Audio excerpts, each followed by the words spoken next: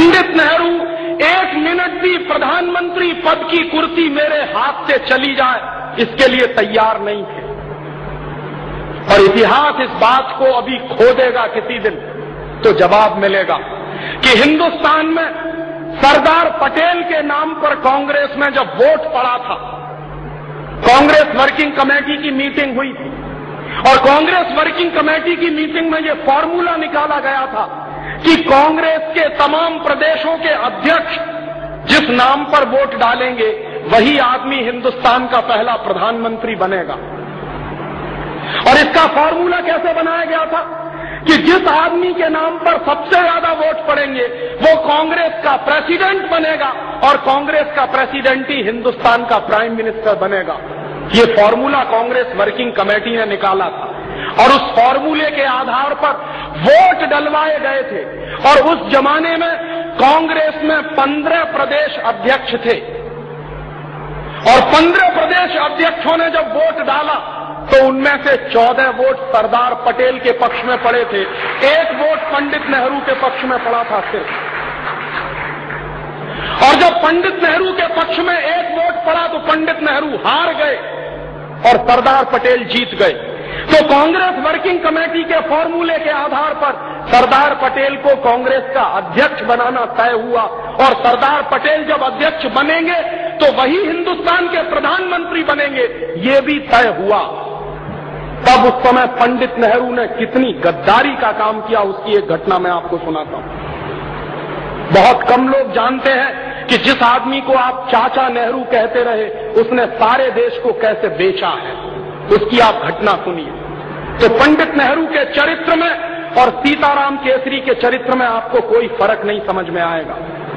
हुआ क्या, जब सरदार पटेल वोट जीत गए 14 वोटों से, मैसिव मेजॉरिटी से, तो तय हो गया कि अब तो कांग्रेस के प्रेसिडेंट सरदार पटेल बनेंगे और पंडित नेहरू हार गए, जमानत जब्त हो गई। कारण क्या था, पंडित नेहरू को कांग्रेस में कोई पसंद नहीं करता था। ये सबसे बड़ा सच है, कांग्रेस में कोई पंडित नेहरू को पसंद नहीं करता था। क्यों? उसका कारण था कि पंडित नेहरू चुरूट भी पीते थे, सिगरेट भी पीते थे और लेडी माउंटबेटन के साथ उनके जो संबंध थे उनके बारे में कांग्रेस का बच्चा बच्चा जानता था। नेहरू जैसा चरित्रहीन व्यक्ति इस देश में शायद ही कोई दूसरा होगा, ये मैं कह रहा हूं। और उस कन्विक्शन के आधार पर जो नेहरू के बारे में जानकारियां मुझे मिली, और आप अगर ये जानकारियां देखना चाहें तो मेरे पास ऐसे 4 फोटोग्राफ हैं जो पंडित नेहरू की धज्जियां उड़ा सकते हैं इस देश में। उनमें से 2 फोटोग्राफ तो अभी छप चुके हैं। आपने अगर 15 अगस्त 1997 की इंडिया टुडे पढ़ी हो और नहीं पढ़ी हो तो जरूर खरीद लीजिए, कहीं से मिल जाए तो। उस 15 अगस्त 1997 की इंडिया टुडे में पंडित नेहरू के 2 फोटोग्राफ छपे हैं और उन दोनों फोटोग्राफ को देखने के बाद किसी भी शर्मदार आदमी की आंखें शर्म से नीचे झुक जाएंगी। वो उस आदमी के वो दृश्य हैं उसमें। कोई भी शर्मसार सा आदमी ये मानने को तैयार नहीं होगा कि ये हिंदुस्तान का पहला प्रधानमंत्री था। इसलिए कांग्रेस में पंडित नेहरू को कोई पसंद नहीं करता था, लेकिन पंडित नेहरू को सबसे ज्यादा पसंद करते थे अंग्रेज और लॉर्ड माउंटबेटन। लॉर्ड माउंटबेटन को तो बाकायदा भेजा गया था पंडित नेहरू को फंसाने के लिए और पंडित नेहरू उसमें फंसे थे। तो लॉर्ड माउंटबेटन और अंग्रेज पंडित नेहरू को पसंद करते थे। क्यों? क्योंकि पंडित नेहरू के बारे में सभी अंग्रेज ये कहा करते थे कि ये आदमी शरीर से हिंदुस्तानी है लेकिन इसकी आत्मा अंग्रेज है, इसलिए इसके हाथ में सत्ता दे दो तो कोई वादा नहीं है, अंग्रेजों का ही शासन इस देश में चलता रहेगा। इसलिए अंग्रेज पंडित नेहरू को पसंद करते थे और अंग्रेज चूंकि पंडित नेहरू को पसंद करते थे तो बाकायदा पंडित नेहरू की छवि अखबारों में बनाई गई थी मीडिया हाइप के आधार पर। इस देश के जननेता नहीं थे वो।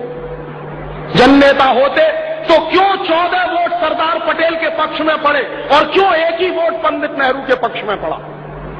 और जब पंडित नेहरू ने समझ लिया और देख लिया कि अब दाल गलने वाली नहीं है, मैं चुनाव भी हार गया हूं, कांग्रेस वर्किंग कमेटी में मेरी मेजॉरिटी भी नहीं रही है, तो पंडित नेहरू गए गांधी जी के पास। और ये गांधी जी के जीवन की सबसे ब्लंडर मिस्टेक मैं मानता हूं जो हुई।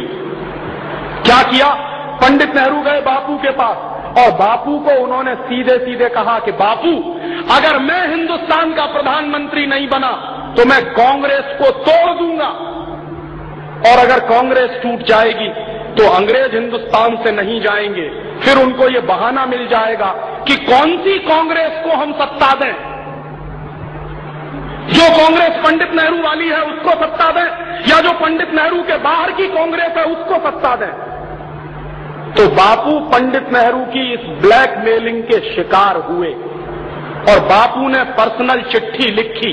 वो पर्सनल चिट्ठी गांधी जी के रिकॉर्ड्स में है, आप चाहें तो देख सकते हैं। गांधी वांग्मय के 100 अंक हैं जो भारत सरकार ने छापे, और गांधी वांग्मय के 100 अंकों के जो लास्ट फेज के अंक हैं उनके आधार पर एक किताब छपी है जिसका नाम है पूर्ण आहुति, और प्यारे लाल जी ने वो किताब लिखी है। प्यारे लाल जी गांधी जी के सेक्रेटरी हुआ करते थे, तो प्यारे लाल जी ने पूर्ण आहुति में वो चिट्ठी छापी है जो गांधी जी ने पटेल को लिखी थी। क्या चिट्ठी है कि सरदार पटेल, मैं जानता हूं कि तुम जीत गए, लेकिन नेहरू को प्रधानमंत्री बनाना है, इसलिए मैं चाहता हूं कि तुम वापस ले लो अपना नाम। सरदार पटेल ने बापू से सीधे मिलकर कहा कि बापू, ये आपकी अगर अंतरात्मा है तो मैं तो हमेशा आपका सेवक रहा हूं, आप कहते हो तो मैं अपना नाम वापस ले लेता हूं। और सरदार पटेल ने इतनी दरिया दिली दिखाई, गांधी जी ने उनसे यही कहा था कि नेहरू इस समय सत्ता के मद में अंधा हो गया है और कांग्रेस को तोड़ने की बात कर रहा है, और अगर इस समय कांग्रेस टूट गई तो अंग्रेज जाएंगे नहीं, उनको बहाना मिल जाएगा कि हिंदुस्तान में हम कौन सी कांग्रेस को सत्ता सौंपें, कौन सी कांग्रेस को ना दें। इसलिए अंग्रेजों को ये बहाना ना मिलने पाए, कांग्रेस ना टूटने पाए, तो मैं तुमसे अनुरोध कर रहा हूं कि तुम तुम्हारा नाम वापस ले लो। तब सरदार पटेल ने अपना नाम वापस लिया और इस तरह पंडित नेहरू हिंदुस्तान के प्रधानमंत्री बने। किस तरह की चालबाजी से हिंदुस्तान का पहला प्रधानमंत्री अपने पद तक पहुंचा, आप सोचिए जरा। इससे कम चालबाजियां आज चलती हैं क्या कांग्रेस में? ऐसी ही चालबाजियां तो आज चलती हैं कांग्रेस। ये कांग्रेस का चरित्र है